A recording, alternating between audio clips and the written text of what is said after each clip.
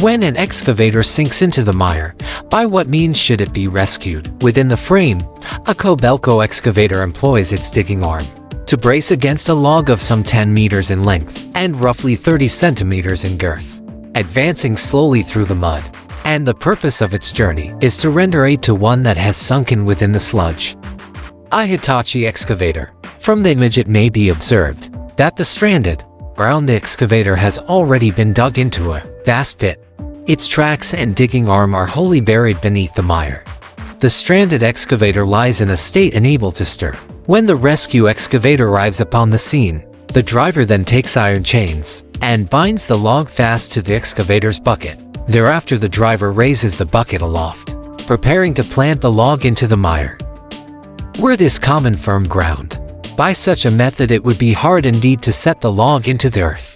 Yet because the place of mishap is a stretch of farmland, the rescue excavator works without great exertion.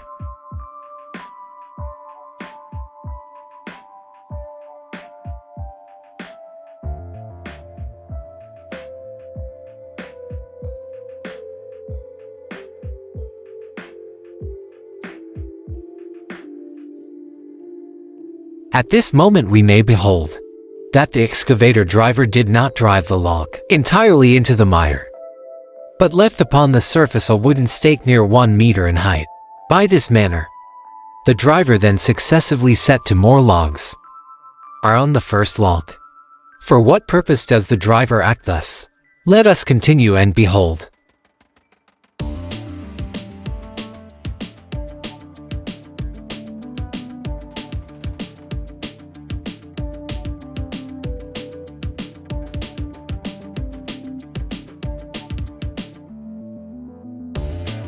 When all 3 logs stand upright, the driver then hoists a manual chain hoist.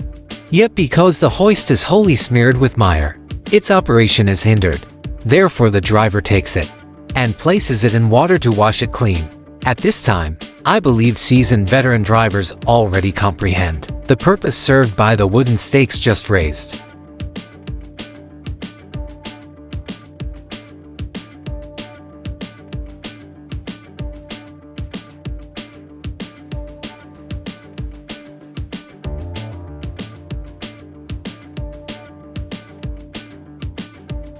When the hoist has been cleansed, 3 rescuers then enter the field, preparing to commence the rescue. At this moment we may see the rescuers hang the hoist upon the newly erected round log, and the hook of the hoist is fastened to the chassis of the stranded excavator.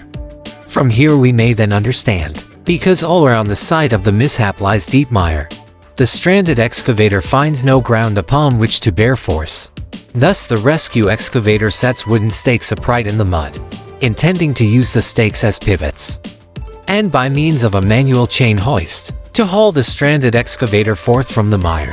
Will the matter indeed proceed as foreseen? Let us continue to watch as the 3 rescuers pull upon the hoist. The rescuer, clad in a blue jersey, straightway takes iron chains and binds the disabled excavator to the bucket of the rescue machine. When all preparations are at last complete, the 3 rescuers then begin to pull and relay upon the chain, and the rescue excavator also starts to raise its bucket.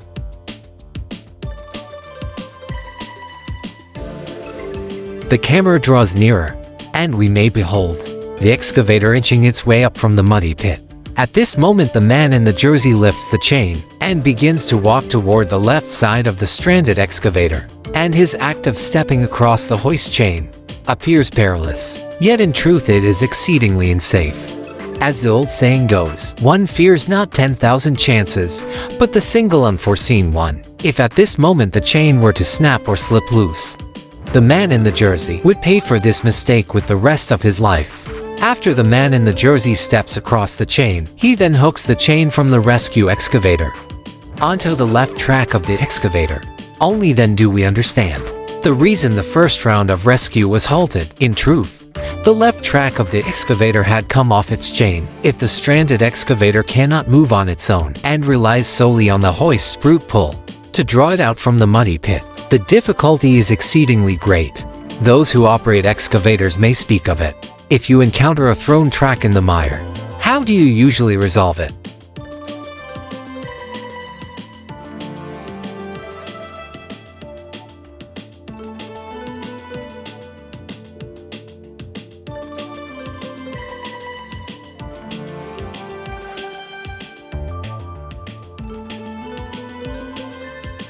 After a bout of rescue efforts, the track of the disabled excavator is at last restored to place. At this time, the rescue excavator places a steel plate and several logs into the mire.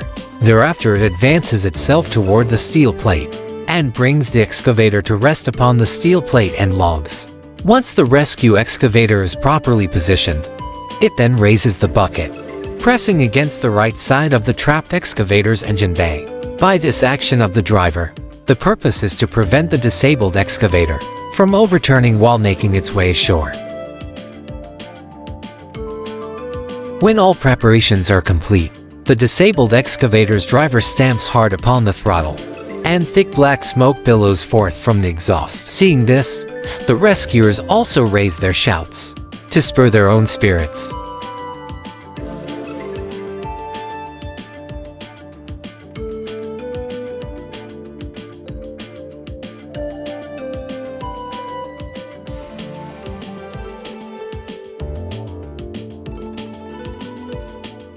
Amid the repeated cries of the rescuers, the disabled excavator, little by little from the muddy pit, is hauled forth. At this moment the effect of the rescue is most evident, yet because the speed of manually pulling the hoist falls far short of the excavator's own pace of climbing, so much so that at this time the hoist does not truly serve a pulling function. To prevent the tracks from crushing the hoist's chain, the rescuer wearing a hard hat hastens forward to adjust the position of the hoist. From the boss's point of view, these few rescuers are indeed working with great diligence.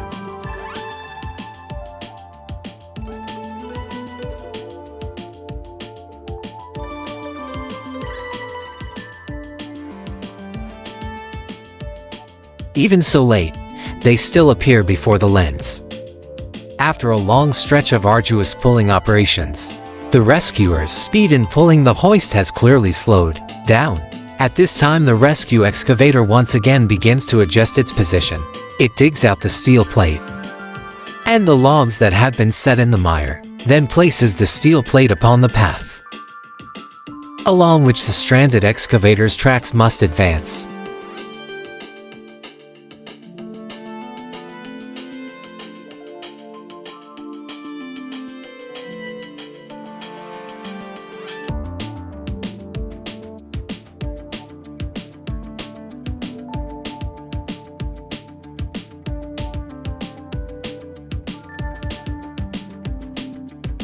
Thereupon the third round of rescue is commenced.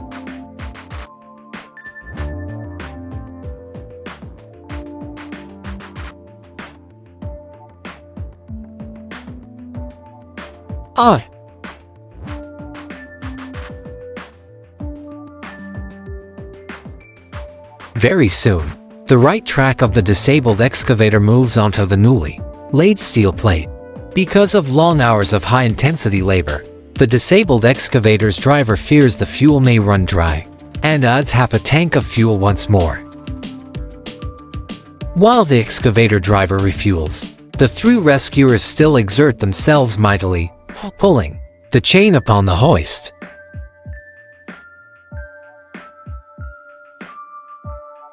At this time we may observe that the front half of the excavator's small arm and the bucket are wholly sunken within the mire. To lessen the resistance of the pull, the stranded excavator's driver then begins to attempt to lift the bucket up from the mud, and the rescue excavator, to prevent the machine from overturning, then uses the bucket to press upon the engine bay of the disabled excavator.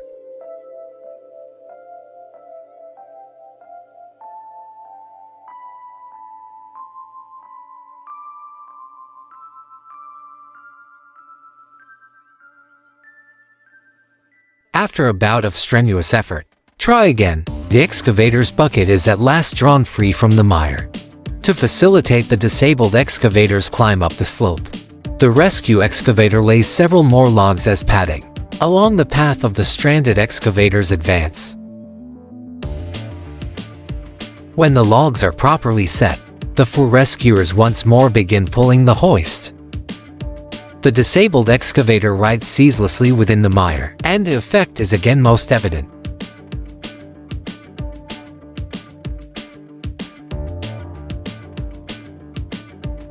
Because the position of the stranded excavator keeps changing, the rescue excavator likewise continues to adjust its stance, employing the most advantageous manner of bucket force to render auxiliary aid to the stranded excavator.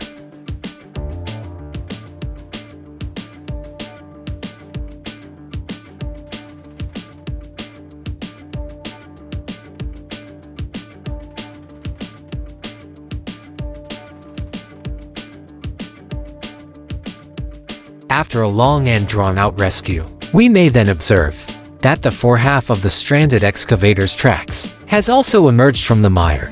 At this moment something appears to be bound upon the bucket, whereupon the man in the blue jersey climbs onto the bucket to deal with the matter.